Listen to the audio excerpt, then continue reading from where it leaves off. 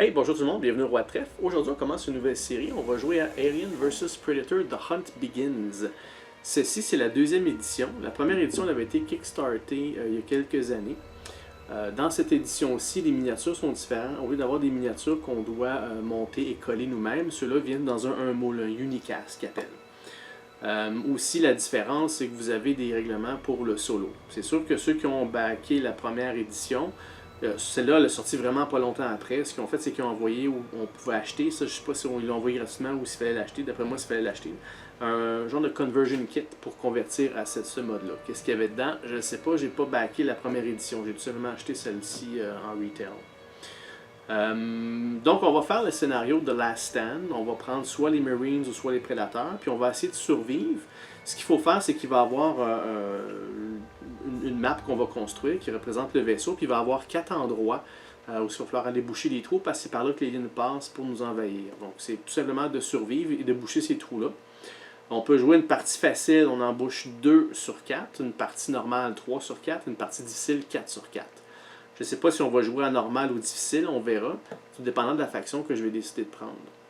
Il y a beaucoup de règlements dans ce jeu, des petits règlements. En fait, il n'est pas compliqué, c'est juste qu'il y a beaucoup de petits règlements, des choses à ne pas oublier. Fait que le premier épisode, on va faire ensemble, je vais faire le setup, je vais vous expliquer là, grosso modo les règlements. Je vais essayer de garder ça le plus court et le plus simple possible. Puis le reste, les versions plus compliquées, puis les petits règlements là, mieux définis, on les verra ensemble en jouant la partie. J'ai pas joué souvent ce jeu-là, j'ai eu la chance de jouer 2 fois. C'est ma 3e fois que je joue, puis c'est la première fois que j'essaierai le mode solo avec vous. Donc c'est sûr que j'espère de ne pas faire trop d'erreurs là-dedans. Si vous voyez des choses qui ne sont pas correctes, n'hésitez pas à le mentionner là, dans les commentaires. Mais on s'embarque là-dedans, j'ai lu les règlements, puis je pense que je vais être probablement capable de se débrouiller, puis on va essayer le mode solo. Fait que je vais faire le setup, puis on se revoit tout de suite à la table. Ok, de retour. Donc, le vaisseau a été construit. Le nom du vaisseau dans le jeu s'appelle le USCSS Theseus. Donc, ça, c'est la map du vaisseau. Si vous reconnaissez la map du jeu, c'est que j'ai pris un D20, puis j'ai juste seulement divisé par 2. Alors, ça a donné que j'ai eu la map de la mission 1. Donc, c'est cette carte-là. C'est sûr que j'aurais pu en créer un moi-même, mais je décide d'aller avec une map déjà faite. C'est plus rapide. Puis sur cette map-là, ça indique aussi également les 4 endroits où il faut là, aller boucher des trous pour les aliens. Okay? Donc dans ce cas-ci, pour nous, j'ai mis des petits jetons d'acrylique. Il y en a un là, il y en a un ici tout en bas, des petits jetons jaunes comme ça. C'est pour me dire que c'est là qu'on doit aller, c'est là qu'on doit se rendre pour bloquer les trous pour pas que les aliens passent. Okay? Donc, pour faire très thématique, puis pour faire changement aussi, parce que les playthroughs que j'ai vus en général, c'est pas mal plus les Marines contre les aliens. Donc, pour faire plus thématique, puis comme sur la boîte, j'ai décidé d'y aller avec les Prédateurs. Donc, on va jouer avec les Prédateurs contre les aliens. Dans le scénario Last Stand, ce qu'il recommande pour une partie normale, c'est de faire une partie avec des points, qui est 300 points. À la fin du livre d'instruction, vous avez là, chaque unité vaut combien de points. Donc j'ai pris tout ce que j'ai de prédateurs, puis encore là, j'avais pas encore mes 300 points, j'étais arrivé à 260 cucs. C'est sûr que j'aurais pu pallier avec des Marines, mais ça aurait été un petit peu différent au niveau des règlements, parce que quand on a 2 factions, on doit prendre les 2 paquets de cartes qui viennent avec, puis les mélanger, puis faire une main, en tout cas c'était plus compliqué. J'ai décidé de prendre mes chances, puis d'y aller vraiment avec une unité vraiment purement prédateur. On a les 3 prédateurs qui viennent avec le jeu. J'ai aussi les Predator Hounds qui appellent, les Hellhounds. Puis j'ai eu une acquisition récemment aussi, je suis allé avec Machiko Noguchi. Je ne sais pas si vous la connaissez, elle. C'est le personnage principal des comic books de base. Parce que, comme vous savez, là, Alien vs Predator, ça n'a pas toujours été un film. Ça a commencé comme des comic books. Puis dans ces comic books-là, l'histoire principalement, c'est que c'est des humains qui ont une colonie, puis ils font une colonie de genre de rhinocéros, là, un peu comme du bétail. Puis ça donne que c'est sur cette planète-là que les prédateurs viennent pour mettre des aliens, puis ils viennent chasser. Okay? Puis c'est une comic book à 4 parties. Puis dans ce comic book-là, c'est le personnage principal qui est Machiko Noguchi.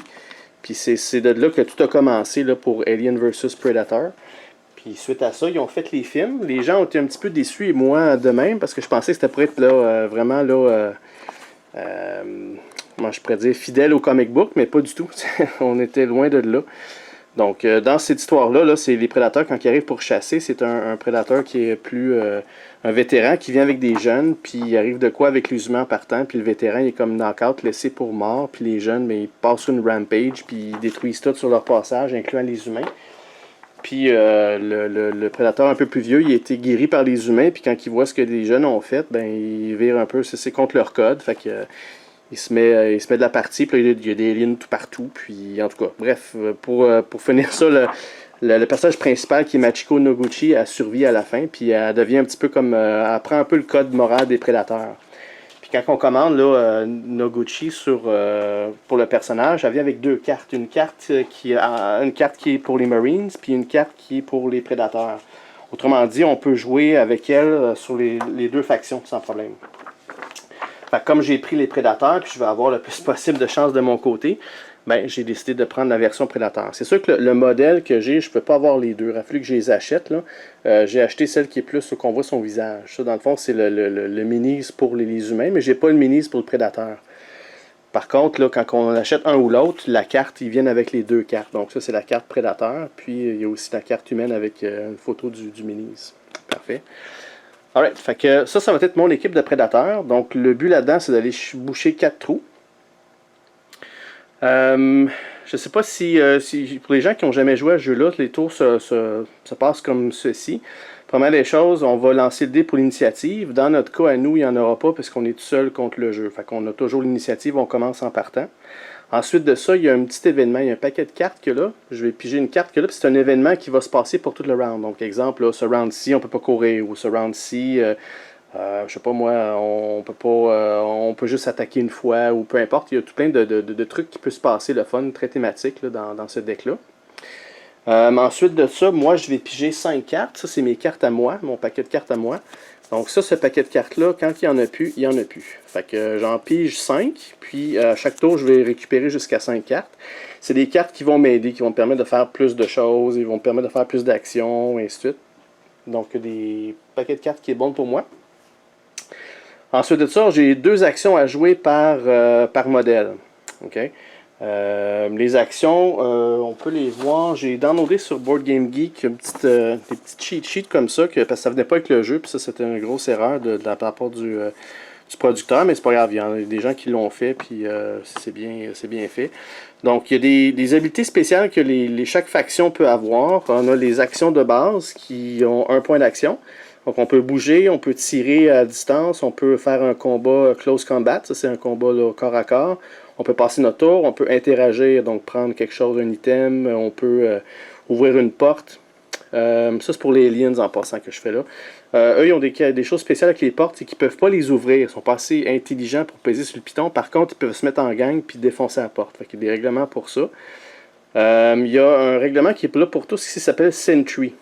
Sentry, c'est principalement on prend une de nos actions qu'on met de côté, puis ça nous permet de faire une action n'importe quand dans le tour. Parce que normalement, quand on joue une miniature, on met un petit token d'activation, puis c'est terminé pour ce tour-ci. Tandis que Sentry, bien, ça nous permet de... Bon, ça nous coûte une action, mais ça nous permettait de faire n'importe quand, donc en interruption de quelqu'un d'autre. C'est sûr que pour les aliens, quand on joue tout seul, il n'y aura pas de Sentry, mais moi, c'est quelque chose que je peux me mettre. Donc, si j'ai un bonhomme ou une miniature qui est bien placée, puis je veux absolument attendre là, puis dès qu'il y a un alien qui passe, tirer, bien, je pourrais prendre un Sentry dans ce cas-ci. Puis autre chose, c'est qu'on peut, on peut courir, ça prend les 2 actions, puis il y a un mouvement de plus 1. Donc on peut avoir une tuile de plus, mais ça prendrait toutes nos actions. Okay. Il y a des habiletés qui sont spécifiques à la faction, comme les aliens, là, bon, ils ont de l'acide dans le sang, donc quand on tire dessus, ça peut nous voler dessus, ça peut nous blesser, ça peut aussi blesser ça fait des trous dans le hall, sur le plancher, puis s'il y a trop de trous, ben à ce moment-là, on peut mettre moins de miniatures sur la place, parce que chaque endroit, il y a un maximum de 8 miniatures, 8 points de miniature. Fait que, en tout cas, il y a ça à compter aussi.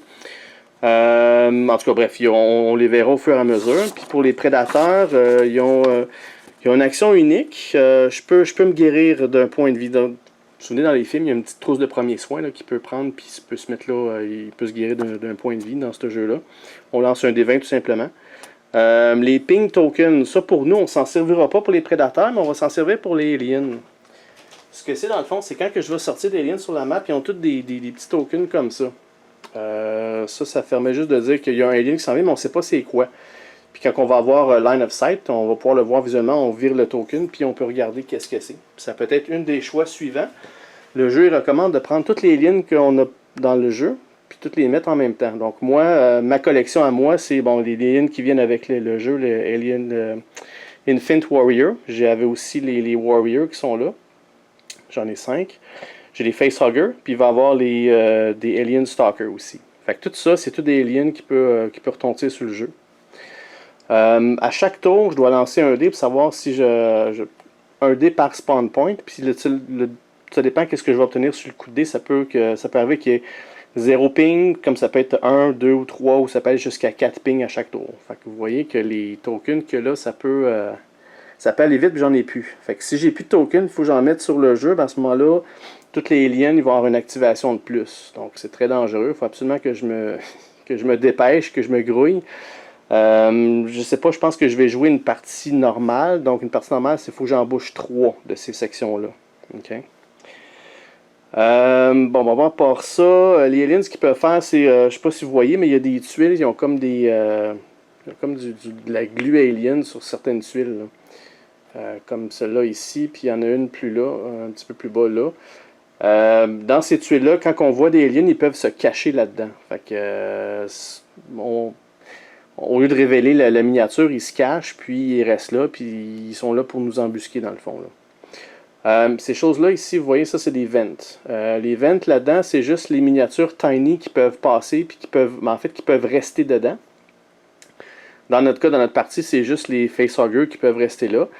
Les miniatures petites qui ont une base de 30 mm, donc tout ce qui est alien dans le fond sur le jeu, et aussi mes Hellhounds, ils peuvent passer au travers là, mais ils ne peuvent pas rester là. Fait que dans leur mouvement, il faut absolument qu'ils fassent un mouvement de courir pour faire 2 pour passer. Les prédateurs, c'est des bases de 40 mm, ils ne peuvent pas rentrer là-dedans, mais pas du tout. Là. Ce qui est tout à fait normal, ils sont assez gros, là, ces bonhommes-là. Alright. À part ça, qu'est-ce que je pourrais vous dire de plus? On va faire le tour de nos personnages vite. En commençant par Machiko. Pour ceux qui ne connaissent pas le jeu, là, vous voyez les statistiques qu'on va voir ici, c'est elle a un mouvement de 1, fait qu'elle peut bouger de une tuile à la fois, un close combat de 16, un range shot de 15, un strength de 10, constitution de 10, elle a 3 points de vie, puis son armure c'est 15 ou 12, fait que elle ne peut pas descendre plus bas que 12. Ça pour les règlements, pour les combats, on va y arriver. Mais sachez que c'est possible qu'on descende, l'armure va descendre pour chaque bonhomme qu'il y a, où il peut y avoir des effets qui font baisser l'armure. Mais dans le cas des prédateurs, ou dans son cas, elle ne baissera jamais en bas de 12. Donc à chaque fois que je vais avoir un coup d'un alien, puis il lance le dé, puis oui, c'est un succès, mais moi, il faut que je check contre mon armure si ça fonctionne. Fait que si c'est. Puis dans ce jeu-là, tout ce qui est plus petit, c'est bon. Fait que si c'est 15 et moins, pas de problème. Si c'est 12 et moins, pas de problème. Mais si c'est plus, ça passe, puis là, je reçois le coup dans le fond. Je perds un point de vie. OK? On voit ici, là, elle a une épée, strength plus 2. Fait que dans le fond, quand elle donne un coup d'épée, son strength à elle, c'est 10. Fait que ça fait 12. Fait qu'il faut que j'aie 12 et moins sur mon dé pour réussir. Le ROA, c'est le rate of attack. C'est le nombre de fois que je peux attaquer par combat. Fait que si, mettons, je décide de faire une action d'attaque, ce tour-ci, avec mon épée, ben, je peux le faire 2 fois. Je peux donner 2 coups. Le AVV, si on s'en servira pas, ça c'est contre les véhicules. Les véhicules, j'en ai pas dans ce jeu-là. On peut avoir, je pense, l'espèce de gros char là, de Alien 2, ou bien l'avion aussi, l'espèce d'hélicoptère ou le Helicarrier, en tout cas. Il y a des véhicules dans ce jeu-là qu'on peut mettre en jeu, mais on s'en servira pas ce jeu-ci. Voilà, puis là, à chaque fois qu'on fait un combat, on choisit avec quel weapon. Donc ça, évidemment, c'est du close combat. Il y a des wrist blades, donc vu qu'il est comme semi-prédateur, elle a aussi les spikes. Donc rate of attack. Par contre, il y a un strength de plus 0. Fait que prendre ça, je verrais plus avantage à prendre l'épée que les wrist blades. Puis elle a un plasma caster. Elle aussi, elle a un espèce de canon sur l'épaule. Donc ça, c'est un strength de 12, ROA de 3. Puis ça, c'est range shot. Chaque personnage a aussi des petites caractéristiques spéciales dans le bas. Quand vous voyez un A, ça veut dire que c'est une action. Ça prend une action pour s'en servir. Quand vous voyez un P, c'est... ah non, excusez, pas une action, c'est actif. Un P, c'est passif. Okay? Puis qu'est-ce que c'est que tout ça? Ben, tout est expliqué à l'arrière de la carte. Qu'est-ce qui fait quoi? Comme exemple, là, je ne lirai pas tout, là, mais comme exemple, le Hot Plasma, c'est actif. Fait que toutes les Successful Armor Tests Against Hits. Donc, si moi je donne un coup puis j'ai un succès, bon, mais à chaque fois qu'ils vont tester leur armure contre ça, il doit relancer le dé. Fait que vu que c'est du plasma chaud, il faut qu'il réussisse là, faut qu'il réussisse 2 fois pour bloquer ce coup-là. Fait que c'est assez puissant comme arme. Là. Juste pour mentionner, il y en a un autre là-dedans aussi qui est Trained by the Arts. Ce que ça fait dans le fond, c'est que quand elle attaque avec un CC, elle attaque avec les deux. Fait que là, ça donne plus de sens. Parce que c'est sûr, si je fais un combat, je vais toujours prendre le sword, parce qu'il y a toujours un strength de plus 2. Mais quand elle fait un combat, elle a les deux. Elle le fait en même temps. Fait que je vais faire 2 fois avec le sword, puis 2 fois avec le wrist blade, pour tout ce qui est close combat. Fait qu'elle elle peut rocker. C'est comme 5-6 aliens sur sa tuile, là, elle peut faire bien du damage. Là. Fait que ça, c'est pas mal hot. Là. Ensuite, on a le Predator Hunter. Donc, les statistiques, c'est pratiquement la même chose. Fait que ça, c'est un pur prédateur. Fait que la constitution est plus grande, là, une constitution de 14, strength de 14, un range shot de 17. Donc, les armes sont là. Lui aussi, il a du hot plasma. Seasoned Hunter, ben ça, c'est la même chose que Noguchi aussi, elle avait ça. Là. Ça, je m'en servirais pas dans ce cas-ci, c'est qu'eux aussi ont des tokens, parce que quand on joue à 3, là, on se connecte nos tokens jusqu'à temps qu'il y ait line of sight. Un ping qu'ils appellent. Mais quand on révèle un ping pour les prédateurs, ce qu'ils font, c'est qu'ils peuvent, vu qu'ils ont comme. Comment je pourrais dire, ils sont comme. Je peux placer le miniature à une tuile d'à côté, dans le fond. C'est comme si ça fait un. Comme s'il était caché aussi. En tout cas, bref, c'est un pouvoir comme ça que je peux sortir la miniature à côté. Parfait. Ensuite de ça, on en a un autre qui est le Predator avec Combi Stick. Donc lui, c'est lui qui a le bâton. Je ne sais pas si vous souvenez dans Predator 2 là, avec Danny Glover. Là, il y en a une espèce de long bâton. Là. Donc lui, dans ce cas-ci, il y a des wrist darts, strength de 2, airwad 4, puis un Combi Stick.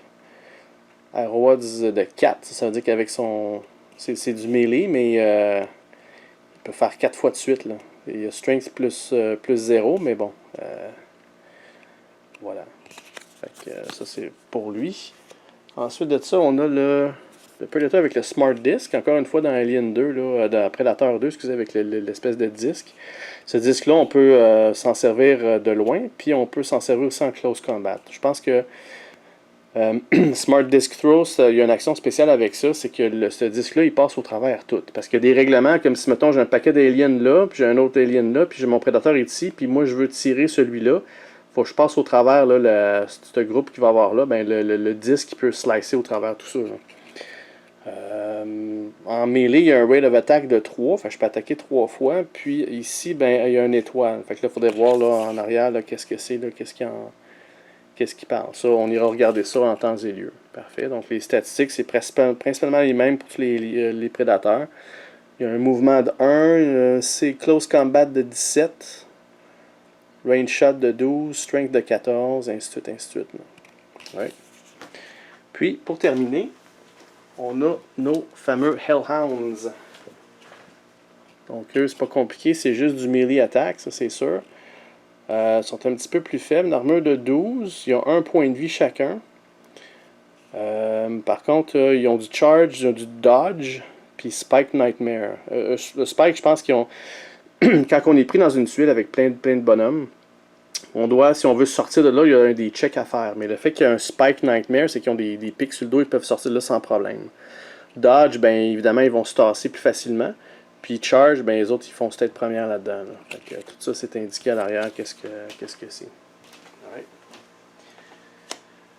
Maintenant, si on regarde nos adversaires, qui est les Aliens, donc en premier, on va avoir des Alien Infant Warrior. Donc on peut voir qu'eux ont une armure de 13, ils ont 1 point de vie, constitution de 10, strength de 10, ils n'ont pas de range shot, pas dans ce cas-ci, pas celui-là. Close combat, puis un mouvement de 1. Fait que lui, il va se battre avec ses claws, puis sa queue. Puis le petit pouvoir qu'il a là, qui est actif, qui est paroxysme, ça veut dire c'est un peu la même chose que Noguchi, c'est qu'il va attaquer avec les deux en même temps. Improved Hide, fait que lui il se cache plus facilement, puis ils ont de l'acide comme ça. Fait que là, dans le fond, lui, quand il fait des dommages, il va gicler de l'acide. Ensuite, on a les fameux Alien Warriors. Ils sont un peu plus forts en général. Une armure de 15. 1 point de vie, constitution de 13. Strength de 13. Ouais. C'est plus fort. Eux autres aussi ont le paroxysme. Fait qu'ils vont se battre avec leur claw et leur strike. Sauf que eux, ils ont un range attack qui est du acid spit. Ils vont cracher de l'acide. Ok, pas trop de fun. Ensuite, on a les Facehugger. Eux autres, ils se combattent pas tellement. Là, ce qu'ils vont essayer de faire, c'est de se plugger sur notre visage. Normalement, il y a une miniature qui c'est un Prédalien, que si un Facehugger rentre sur un prédateur, ben il va sortir un Prédalien à la place. Donc c'est un hybride alien-prédateur. Je ne l'ai pas, cette miniature-là. Fait que ce qui va arriver, c'est que ça va juste tout simplement sortir des aliens réguliers. Improved Dodge, Tiny, ce qui leur permet de passer là, au travers ou rester dans les vents. Puis évidemment, eux aussi ont de l'acid blood. Right. Puis, le tout dernier, on a des Alien Stalker. Eux autres aussi ont paroxysme. Ils vont se battre vraiment juste en close range. Puis, c'est ça, Climbing Claws, tout un petit peu de petits pouvoirs là, spéciaux pour eux, que tout est indiqué à l'arrière. Qu'est-ce que c'est? Donc, on verra plus tard comment que c'est. Alright, donc la façon que ça va fonctionner une fois qu'on prend nos actions, c'est que moi, je vais jouer une miniature. Je vais faire ces deux actions. Je vais mettre un petit token comme quoi c'est fait. Ensuite, on va passer au alien. Donc, on va jouer chacun un minis, un à chaque fois. Évidemment, eux autres, au départ, ils n'ont pas de minis. Ils vont avoir des ping tokens. Mais c'est pas grave. Je vais quand même jouer avec eux autres. Je vais en bouger un. Je vais mettre un token dessus. Puis ainsi de suite. OK? Les règlements pour la stand, c'est pas compliqué. C'est que les aliens, ils vont tous vraiment nous sauter dessus ou venir le plus proche possible. C'est comme un peu dans le genre de tower defense, que tu as des hordes d'aliens qui nous foncent dedans, puis on doit se défendre contre ça. Puis en plus, on a un objectif qui est d'aller boucher les trous là, pour arrêter qu'il y ait des spawns un peu partout. Okay. Une petite affaire que je vais vous montrer là, pour ceux qui, si on met de côté la version solo, là, si vous voulez faire un jeu que soit le scénario ou soit une campagne en collant les scénarios un après l'autre. Quand vous avez chacune de ces maps-là, dans le scénario de la mission 1, ça va vous dire là, c'est quoi l'objectif de chacun des factions. Okay? Et pour augmenter le replay value, ce que j'ai trouvé génial dans ce jeu-là, c'est qu'il donne un paquet de cartes comme ça, un deck, qu'on peut choisir au hasard. Si on ne veut pas faire le scénario qui est dans le livre, on choisit une carte au hasard. Puis là-dedans, ça donne des objectifs alternatifs. Fait que si on joue une partie, ben moi je prends les aliens, je vais piger une carte. Ok, ben à ce temps, mon objectif c'est ça au lieu de ce qui est marqué dans le livre. Alors, celui qui joue le prédateur, il va en piger un autre. Il va regarder sous le prédateur, qu'est-ce que c'est, avoir 3 trophées. Ok, parfait. Les trophées, c'est quand on tue un bonhomme et on garde un token qui représente un trophée. Pour être thématique aux prédateurs, ils font ça pour le sport. Donc ils ont besoin de leur trophée. Les aliens target a tile interact. Donc eux, dans le fond, c'est vraiment de se rendre à une tuile. C'est quand même plus difficile pour les autres quand on joue contre les aliens avec ça. Puis les Marines, faut aller dans une pièce, interagir, puis rapporter quelque chose à starting position. Donc dans le fond, c'est comme si on irait chercher un morceau d'équipement, il faut qu'on le ramène.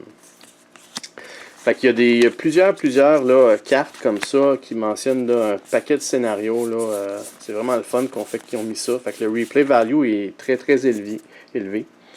Puis pour la partie solo de Last Stand, ben, à cause de la façon qu'on peut mettre les maps, ça peut être là, comme quasi limité. C'est sûr que le jeu, c'est la même chose. On doit boucher les 4 trous, dans le fond. C'est vraiment ça. Puis c'est juste les maps qui changent, puis les équipes qu'on fait. Fait que c'est sûr que plus on achète de miniatures, plus on peut se faire une grosse équipe avec des points. J'aurais pu mélanger aussi des Marines avec des prédateurs. Puis ce que ça fait, c'est que si je fais ça, ben, je vais avoir des cartes pour prédateurs, mais il y a des cartes comme ça pour Marines. Fait que vu on doit en avoir 5, ce qui va arriver, c'est que je vais en avoir 2 de chaque. Au lieu d'en avoir 5, j'en ai 4, puis 2 de chaque faction. Fait qu'avec ça, ça me permet de jouer. C'est que j'ai moins de choix pour chaque faction, mais j'ai plus de bonhommes sur le jeu, dans le fond. Fait que voilà. Fait que grosso modo, c'est pas mal ça. Si je regarde s'il y avait d'autres choses. Ah oui, c'est ça. Il y a aussi les portes. Je sais pas si vous voyez là, un petit peu partout. Là, il y a des portes comme ça. Là. Les prédateurs puis les Marines, ils peuvent seulement l'ouvrir, la porte, sans problème. Les Marines ont un pouvoir spécial, c'est qu'ils peuvent générer des portes un peu partout. Donc, ils sortent les bulkheads puis ils soudent ça. Là. Il n'y a pas de Marines dans notre partie, fait que ça n'arrivera pas. Puis les aliens, ben, comme je disais, là, ils doivent là, tout simplement là, passer au travers de la porte. Il y a des règlements pour ça qu'on lance le dé de 20, puis plus il y a des aliens collés sur la porte, plus ils ont des bonus. Fait que puis ils peuvent se mettre en gang puis défoncer la porte, là, tout simplement. Là. Alright. Ok, fait que pour cet épisode-ci, ce que je vais faire, c'est que là, je vous ai pas mal expliqué, là, vraiment, là, j'ai fait un tour d'horizon, j'ai pas donné de détails sur comment que le combat fonctionne exactement, ça on va le voir au fur et à mesure. La seule chose qui me reste à faire, là, c'est faire les spawns pour mes spawn points. Ok. Je vais juste aller porter mes cartes aliens là-bas. Stalker, Fent Warrior, les Warriors, puis ça. Alright. Ok, fait que quand on joue en last stand, à chaque round, à chaque endroit où il y a des breaches, je dois lancer le D20, puis ça l'indique ici le petit graphique qu'il y a là. Donc si je pogne 1 à 5, il n'y a rien qui se passe. 6 à 10, je dois sortir 2 tokens de 30 mm. 11 à 15, un token de 40. L'alternative ici, c'est si j'ai pas le token de 40 ou si j'ai pas ça, je dois sortir ça. Dans ma collection d'aliens, je n'ai aucun 40 mm. Fait que moi, lorsque je vais pogner 11 à 15, je vais devoir sortir 3 tokens. Puis même chose ici, là, Game Over Man, entre 16 et 20, il faut que je sorte 4 tokens à chaque spawn point, à chaque round. Fait que ça va quand même assez vite. Là. Ça va être très isanique comme jeu. Il va y avoir des liens tout partout assez rapidement. Là. Fait que, je pense que juste prendre des prédateurs, c'est bon. Alright. Fait que si on commence, on va commencer avec le premier en haut là-bas. Donc, pour là, je vais lancer le dé pour savoir combien de alien token on va sortir. Il n'y aura pas de line of sight sur moi, évidemment, parce qu'ils sont dans une pièce cachée. En fait, tout ce que je vais sortir, il n'y a pas de line of sight pour l'instant. Fait qu'on va vraiment juste sortir les nombres de bonhommes que c'est. Ok, fait que si je lance le dé, on a pogné un 11. Fait que 11, ça veut dire j'ai 3 tokens. Je les pige au hasard, puis je vais en mettre 3. Donc, 1, 2 et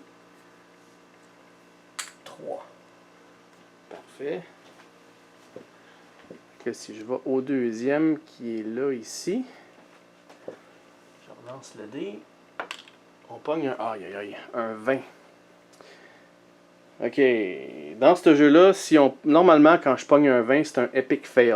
Donc un 20 naturel, ça fait que peu importe ce qui se passe, ça foire. Le minis, même s'il était sur son première action, il perd son tour complètement, c'est du bleh. Si je pogne un 1, par contre, dans mes combats, c'est un automatic hit, puis il n'y a aucune possibilité de... C'est un critical hit, dans le fond. Il n'y a aucune possibilité de bloquer quoi que ce soit. Dans ce cas-ci, j'ai pogné 20, Game Over Man, donc je dois mettre 4 tokens. Ça commence assez rough pour moi, là. J'ai 4 tokens à mettre dans ce coin-là.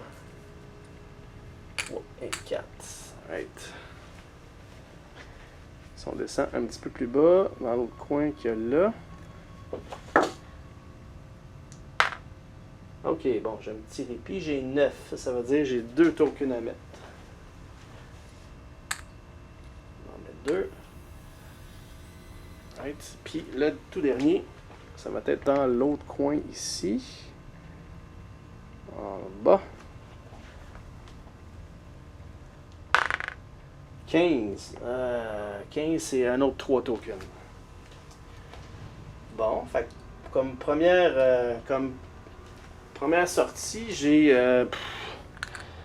6, 7, 8, 9, 10, 11, 12. J'ai 12 tokens sur le jeu. Je sais pas combien j'ai d'aliens en tout. J'en ai peut-être 5, 10, 15, 16, 17, 18, 19, 20, 21, 22, 23, 24. J'en ai peut-être 24 ou 25 aliens. J'en ai déjà quasiment la moitié sur le jeu en partant. Là. Fait que imaginez-vous à tous les rounds si je vais sortir ça tout le temps. Là, faut que je me grouille à faire mes objectifs, puis pas à peu près. Là. Right? Ok, fait que ça c'est fait. Donc la partie est bien préparée. À part ça, ben c'est ça. Fait que je vais terminer l'épisode là. Le temps de bien relire les règlements pour être sûr que j'ai tout correct pour les combats et tout ça. Le préparatif est fait, la prémisse est faite. Donc au prochain épisode, on commence ça, le Last Stand. Donc un gros merci, puis on se revoit très bientôt. Au revoir.